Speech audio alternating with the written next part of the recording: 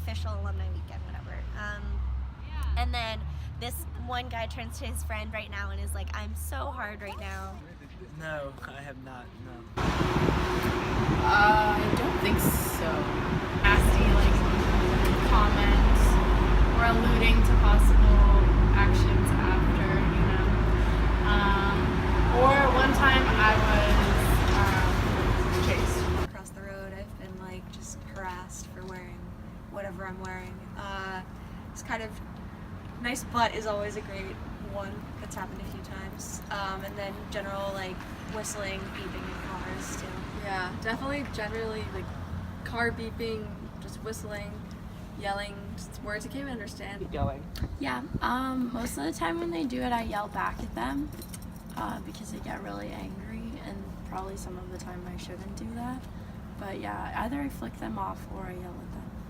I usually do nothing. I feel Depends on who's around me, or if they're in a car and they're driving, I'll yell something after them. But if they're really close to me, then I'm worried about it escalating. Definitely gotta give some sort of resistance. Super shitty. I mean, it just is a complete invasion of my personal space, my privacy, my autonomy. I get kind of pissed off about it because there's no reason for me to be walking around in athletic shorts, sweaty, and for somebody to yell at me and tell me that I look really sexy. Feel icky a little bit, but I also kind of just I don't let it really affect me that deeply. I'm kind of just oh, that sucks, but I move on fast. I don't really dwell on it. Just to get the attentions of ladies, mostly ladies, not men. a reaction from maybe their friends if they're with someone else. Entitlement. Yeah. Okay. Maybe feeling you have the right to comment on someone and make them feel uncomfortable, and there are no consequences for doing that for you. Maybe playing devil's advocate, they think they're being nice, but right. Yeah, not. I feel that's more of it. But I don't know what they expect to happen after. Kind of toxic masculinity where guys just go around making jokes and they think that they're entitled to women's bodies and the way they look, and they kind of just make a joke and a game out of it. Ignorance and societal norms and construction of gender. Hey Dina. Hey Rachel. How you doing? I'm good. How are you? I'm good. So we just heard a lot of things from our catcalling interviews. I'm thinking we should unpack it. I agree.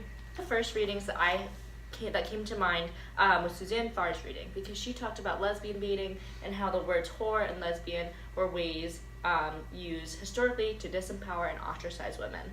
Although people who were being catcalled in interviews were not being targeted for their sexuality necessarily, I think that her message can still translate because many of the people did feel ostracized and disempowered when they were hearing those things, as we could tell.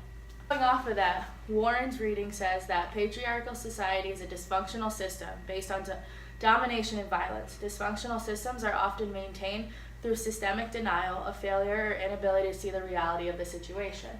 And we saw this in the interviews because they declared that it wasn't about getting women's attention, it was more about enforcing patriarchy.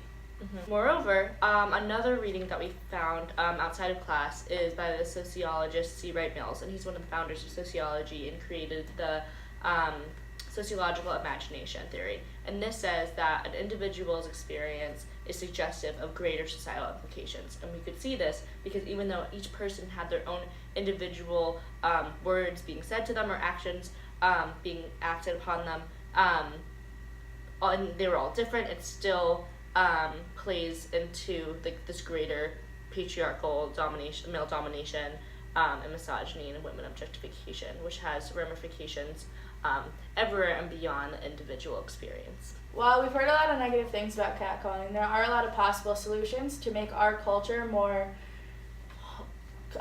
comfortable and get rid of catcalling. And so one movement has been on Twitter, and it's #DudesGreetingDudes. And this was made in the response of the hypocrisy of the people who are defending catcalling as harmless. And so this guy who made it says, if it is so harmless, why can't us guys compliment other guys on the streets and catcall those guys too? Yeah. Thank you for watching our video. The main takeaway is that it's not just about getting people's attention. That's not why the only reason why people do it. It actually is reinforcing people to restrict their actions or their daily behaviors, and that is a problem that affects people largely later in life. Yeah.